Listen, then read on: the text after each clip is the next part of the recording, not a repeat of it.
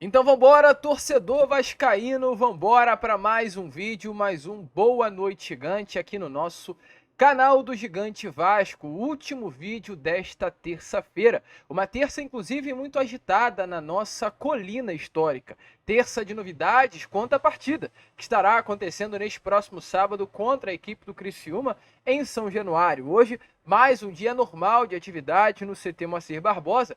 E a gente irá, é claro, aqui trazer a vocês tudo o que aconteceu. Uma terça também de movimentações quanto a 777 Partners, revelado inclusive que o grupo norte-americano vetou a chegada de um camisa 10 nesta temporada de 2024. Uma grande loucura feita pelos americanos que a gente vai trazer a vocês.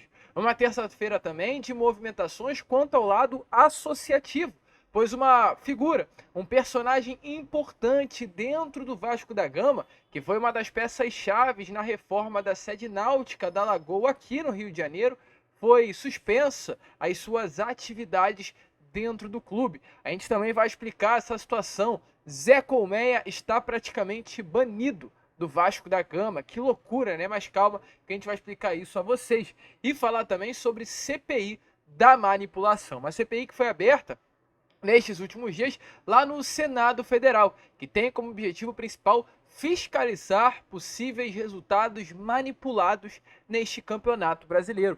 E um dos primeiros passos dessa CPI é investigar uma dupla de arbitragem que esteve presente em 11 das 38 rodadas deste campeonato brasileiro. E sabe qual é a maior loucura? Que os grandes desses 11 jogos, melhor dizendo, 3 são do Vasco.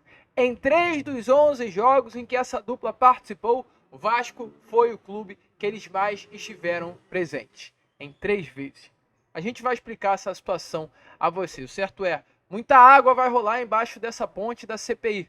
Se eles estão fiscalizando, melhor dizendo, tenho toda a certeza que alguma coisa vão achar. Porém, é claro, antes de começar aqui o vídeo, antes de deixar todos vocês muito bem informados sobre o nosso Cruz Maltino, como sempre faço aqui no canal, quero dar as boas-vindas a todos que estão chegando aqui pela primeira vez. Para quem ainda não me conhece, muito prazer, eu sou o Lucas e você está no canal do Gigante Vasco, o canal do torcedor vascaíno. E é claro, Vascão, você que está aí do outro lado e ainda não é um inscrito do nosso canal, venha agora aqui embaixo, onde tem essa palavrinha inscreva-se, aperte nela e já faça parte aí da nossa família. Estamos aqui todos os dias, 3 vezes ao dia. Temos o Acorda Vascão, que é o primeiro do vídeo do dia e sai sempre às 7 horas da manhã.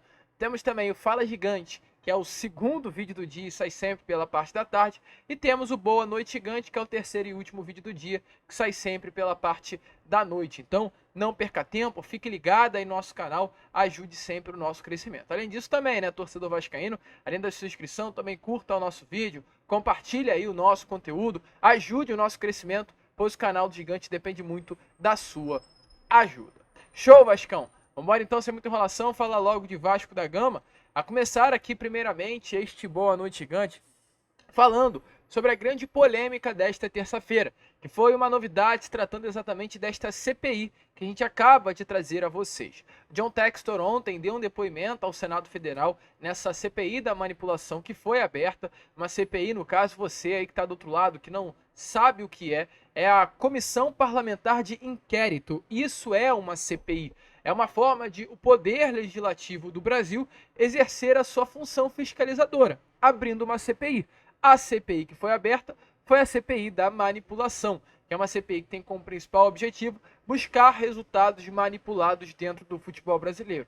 Uma CPI que teve como grande motivador as palavras dadas pelo atual CEO do Botafogo, John Textor, que ontem, inclusive no depoimento dado, ele deixou bem claro que o que ligou o alerta dele para ver e apurar e buscar a possível manipulação de resultados no futebol brasileiro foi uma partida que aconteceu lá no segundo turno do Campeonato Brasileiro do ano passado entre Vasco e Palmeiras, onde Palmeiras à época buscava o título brasileiro junto com o Botafogo, e num jogo onde o Vasco abre o placar em São Paulo, no Allianz Parque, com um gol legal, houve-se uma anulação completamente equivocada e errada, e além do Vasco sair prejudicado, o Palmeiras saiu beneficiado. Então, o Textor ontem, nessa CPI, ele revelou isso, que aquela partida ligou o alerta dele para realmente buscar entender se há ou não resultados manipulados no futebol brasileiro. Creio que ontem poucas pessoas tiveram acesso a esse conteúdo. Então, assim, é rápido, é muito rápido, é um videozinho de 1 minuto e acho que vai ser importante para você aí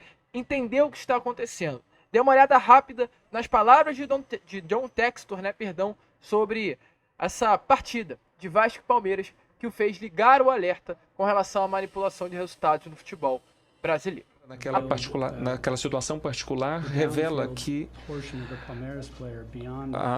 a parte inferior do jogador do Palmeiras estava à frente do jogador do Vasco, e se essa pessoa estava à frente do jogador e se traçar essa linha ali pela grama, na linha do jogador, percebemos que isso seria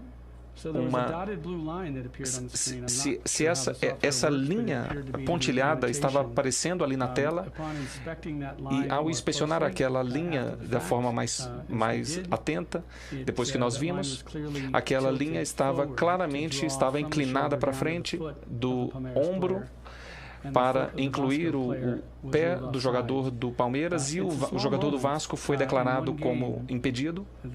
Foi um momento em particular que me deixou muito perturbado, porque pareceu para mim que é o tipo de erro que o árbitro de VAR não pode cometer. Eu não acredito. E eu fui atacado pela Associação dos Árbitros.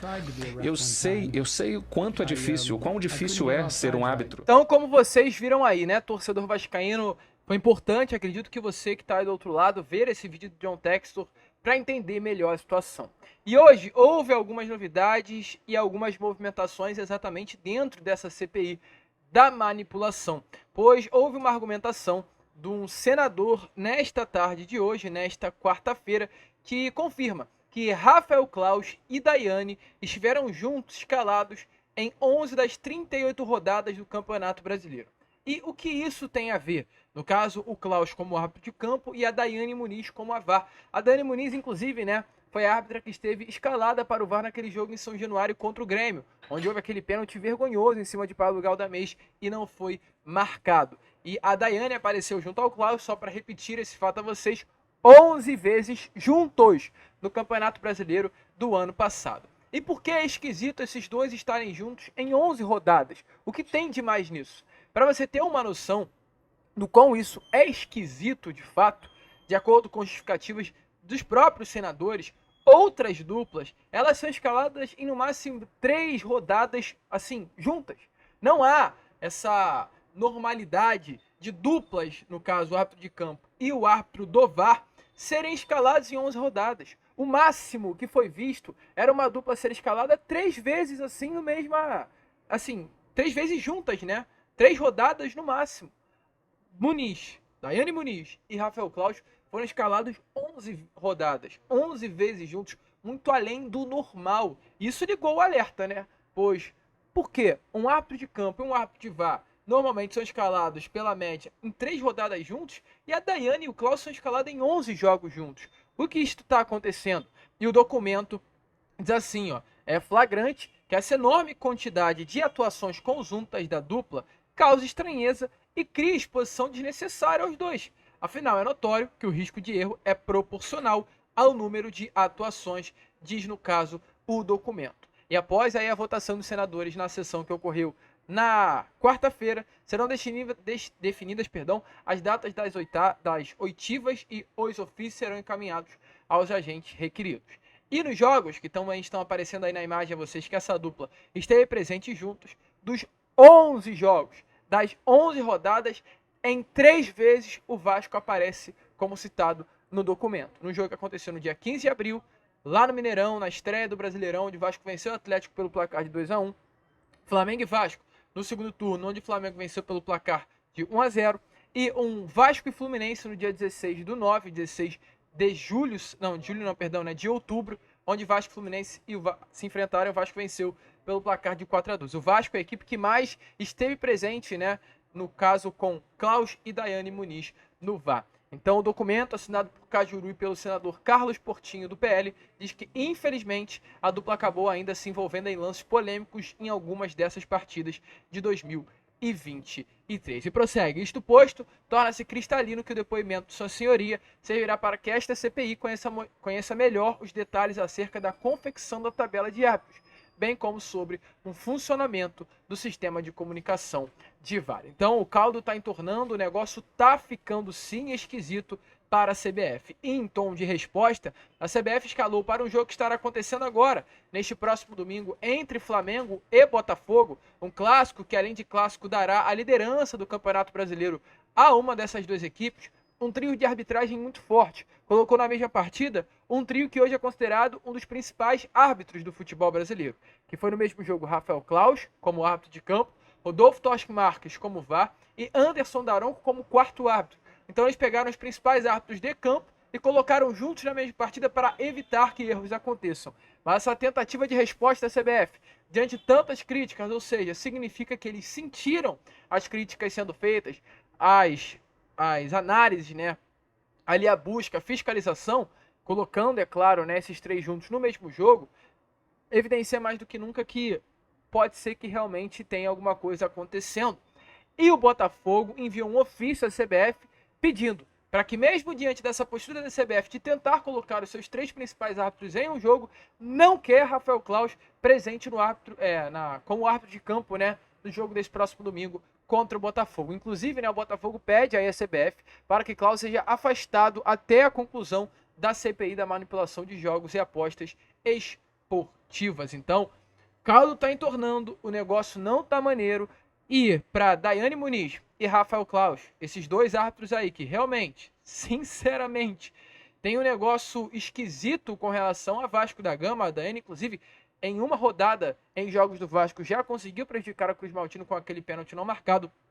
Pode ser que o negócio fique ainda mais estranho daqui para frente. Vamos ficar ligados, vamos ficar de olho e com certeza, se buscar, vão achar algo nessa CPI. E é triste, mas é o nosso futebol brasileiro. Se há corrupção, né, em tudo quanto é lugar, quem dirá no meio do nosso futebol. Prosseguindo aqui com o vídeo, torcedor, falar aqui sobre algo importante. Antes, porém, deixa aí, claro, a sua opinião nos comentários sobre o que você acha disso tudo que está acontecendo. Quero falar com vocês sobre, assim, uma postura até esquisita por parte do grupo norte-americano, que o canal Atenção Vascaínos revelou na noite de ontem que o atacante Ferreirinha, ponta esquerda ou ponta direita, um destro muito habilidoso, de 26 anos de idade, que fechou com a equipe do São Paulo, esteve por detalhes de fechar com o Vasco da Gama. Foi um dos nomes levantados pelo departamento de futebol no início do ano, que o Vasco teria sim e almejava sua contratação, mas acabou acertando com o São Paulo.